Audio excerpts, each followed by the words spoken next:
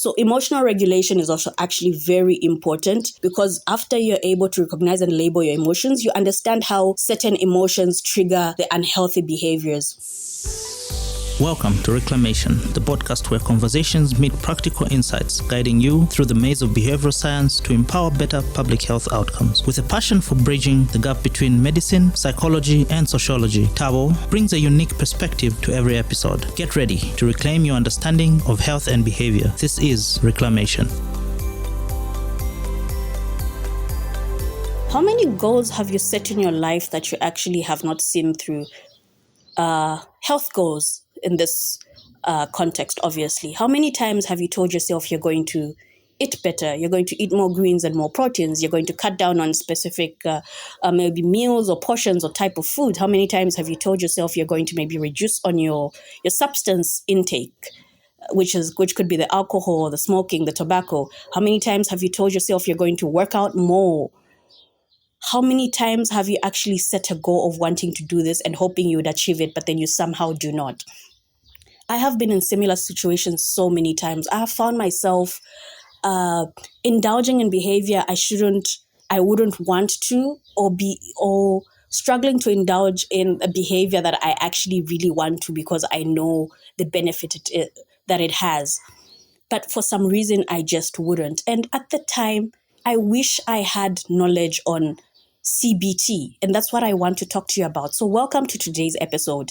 If you really want to understand how you can break that vicious cycle of setting goals and never seeing them through, I feel like this episode will really help you, because an understanding of CBT has helped me personally in my life, and it has helped so many of my clients in psychotherapy as well.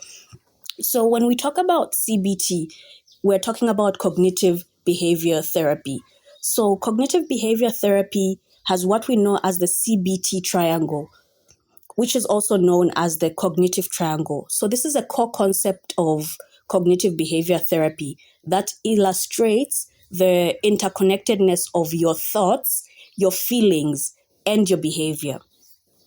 So when we're looking at cognitive behavior therapy, this is a type of psychotherapy that it focuses on identifying and changing your negative thought patterns and behaviors. So it's a belief that your thoughts and your feelings and behaviors are interconnected. So by changing negative thoughts and behaviors, we can improve on our emotional well-being, on our overall mental health, and hence actually get the desired behavior that we seek. And that is what I would want each and every person to actually have some basic understanding of.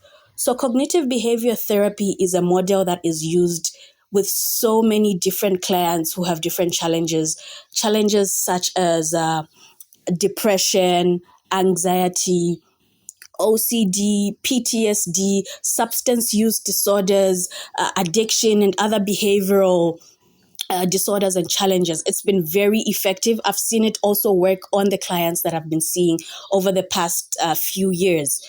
So with cognitive behavior therapy, as I said, we use the CBT triangle. So your thoughts, a triangle has three sides, right? 3 sides and 3 angles. So we can imagine a triangle with 1 angle at the top and 2 at the bottom. The top one being the thoughts, the next one at the bottom being feelings, and the next one also at the same level as the feelings being your behavior. So basically what you think, what thoughts you have running in your mind have an impact and contribute to and lead to you feeling a certain type of way. And when you feel a certain type of way after thinking, you then decide to indulge in a certain behavior or not indulge in a behavior at all. So when you understand this, you're able to understand how your thoughts and how your feelings actually affect the behavior, and you're able to manipulate this. So when we look at understanding CBT and how it can work for you, you need to first start by identifying and challenging your thoughts. So this means identifying and challenging the negative thoughts. You can do this by being more aware of your thoughts. A lot of the times we are not aware of what we actually think.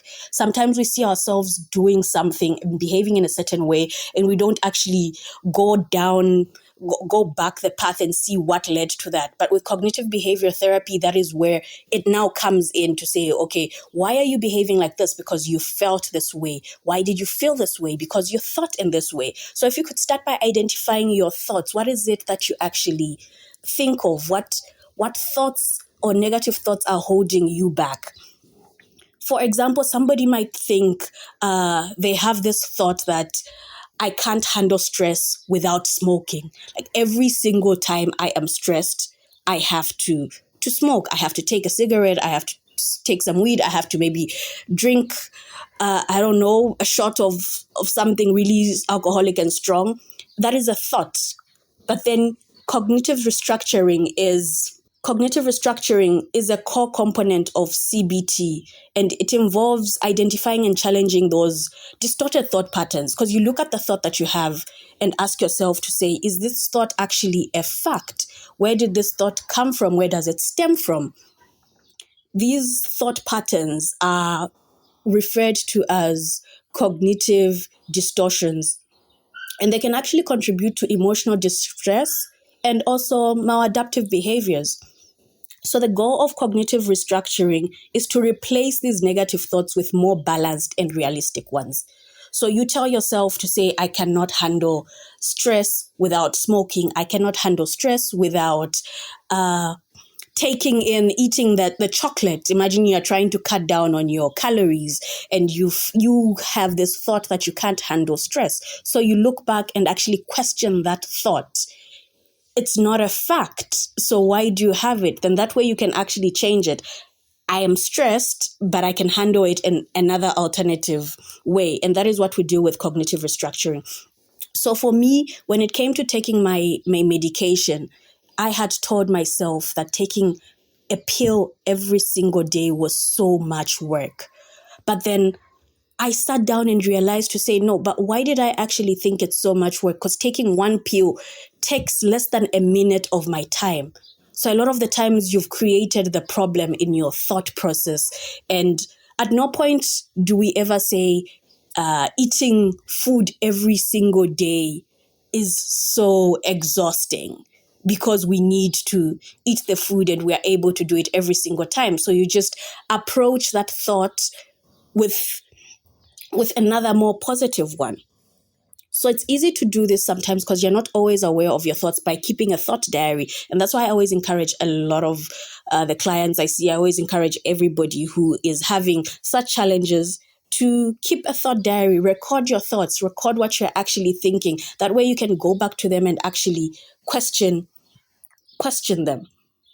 The next thing you'd need to keep in mind is being able to name the feelings and recognize and label the emotions. So in that moment after you've had that thought, how does that thought make you feel? Do you feel worthless? Do you feel stressed? Do you feel anxious? Do you feel sad? It's so much easier to deal with something if you put a label on it and know what you're actually dealing with. So how do you manage those emotions? You understand the triggers. You understand what has actually led me to feeling this way. It's because of this particular thought. What has made me feel sad? What has made me feel really angry? What has made me feel frustrated? And all the other emotions and feelings you can think of. Identify the triggers, and that way you can easily cut out the triggers if it's through a thought or if it's something that has happened that has led you to think in a certain way and that has led you to now feel what it is you are feeling. So emotional regulation is also actually very important, because after you're able to recognize and label your emotions, you understand how certain emotions trigger the unhealthy behaviors. And you're able to then develop the strategies you need to cope with these emotions in a much healthier way. Because a lot of the unhealthy habits we have, it's an attempt to cope with that trigger, that negative emotion that stemmed from a negative thought. So we have now looked at how our thoughts, which was the top of the triangle, lead to our emotions and our feelings. Now we can go and look at how the emotions and your feelings actually then lead to the behavior.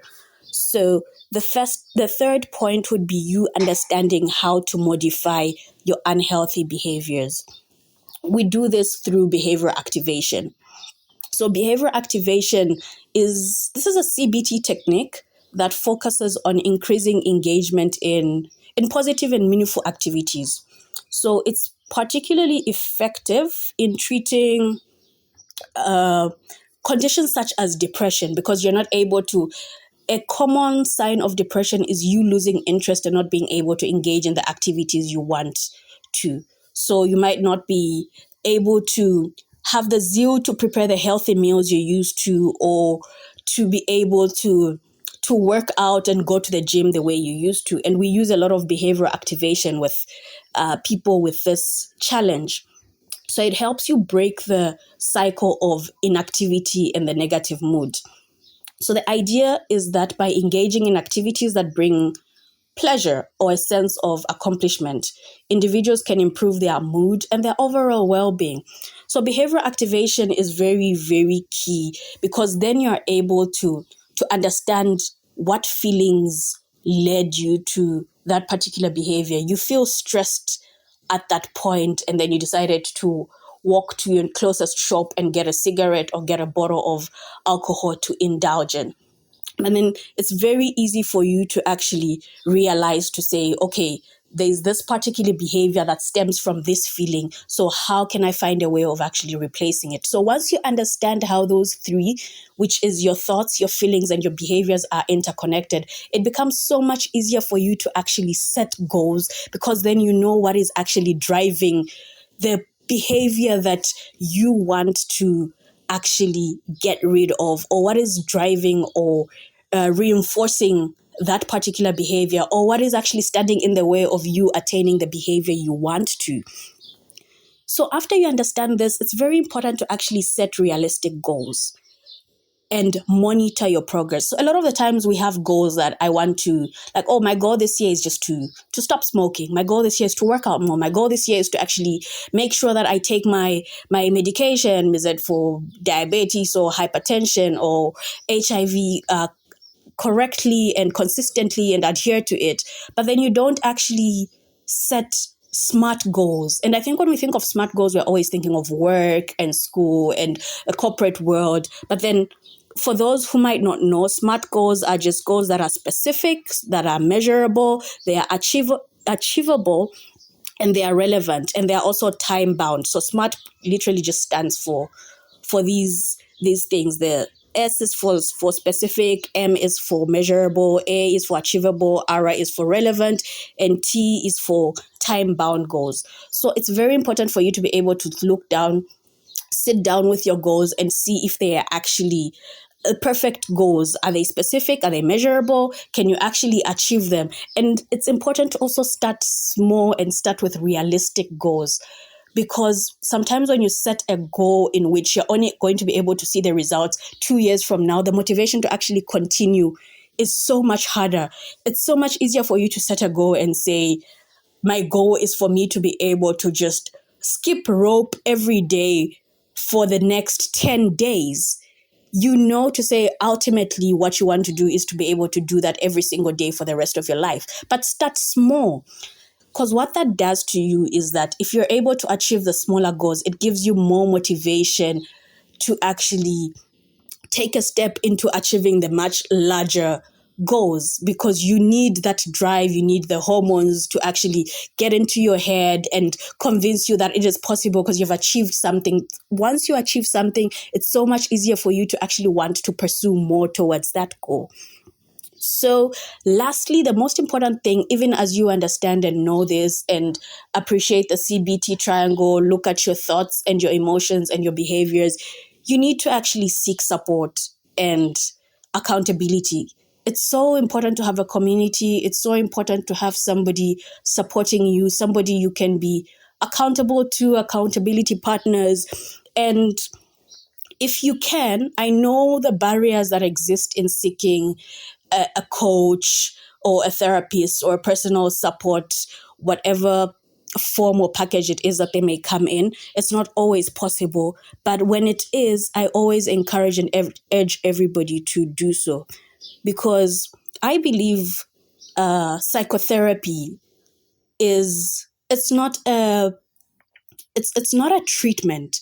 A lot of people go for psychotherapy and will look for maybe a therapist or counselor who uses CBT modules in the hopes that they can fix them and treat them. But I am a strong believer that psychotherapy is more of a support than a treatment. I say this because you are the one who is in the driver's seat of your life, and what the person is doing is just supporting you as you drive to the destination that you're trying to get to, by helping you be more aware, by watching from the outside and seeing, opening you up to perspectives of your life, of your feelings, your emotions, your motivation that you might not have been able to actually see on yourself on your own, because you're the one in that situation. And that is what psychotherapy is. It's support. It's also providing you with the necessary tools that you might need after you've been aware of something. You've been made aware of yourself and your feelings and emotions and your actions. But what tools do you then have to actually make the change? Be it tools to actually communicate better, to make better decisions, to set your goals and prioritize them, by understanding your motivators, by understanding your traumas, your insecurities, and all these other things that come into play. And that is what psychotherapy does. So I really hope more people will now see it as more of a support than an actual treatment of a condition or of a challenge. It's basically, you are the one in charge. Like, you are the one in charge of getting to where you want to be. You are the one in charge of deciding, of rather engaging in that behavior and turning your life around to being a healthier, better version of yourself. As I have really talked about this so much, I just want to end by saying, remember that change takes a lot of time and effort, but with the right strategies and the right support, it's entirely achievable. So I'm hoping this will give you something to think about. I'm hoping this will encourage you to actually reflect on your thoughts, where they stem from, what might be contributing to them, the emotions that you have towards those thoughts, how you actually feel about them, and why those thoughts are wrong or right, and the emotions. And then now looking at the behavior that you choose to do, or the behavior that you're trying to cut down on. If you do need this support, you can always reach out through the show notes. There can be contacts to me, and I can also share other resources that might be necessary. I hope you have learned so much from this episode. Thank you for joining me till the very end. In the world of behavioral science, every ending is just the beginning of something new. Please remember to subscribe, leave a comment, and stay tuned for more adventures in behavioral science as we continue our journey towards a healthier, more informed decision making. Until then, stay curious, stay vigilant, stay healthy. This is Tabo Lukato Hadunka signing off from Reclamation.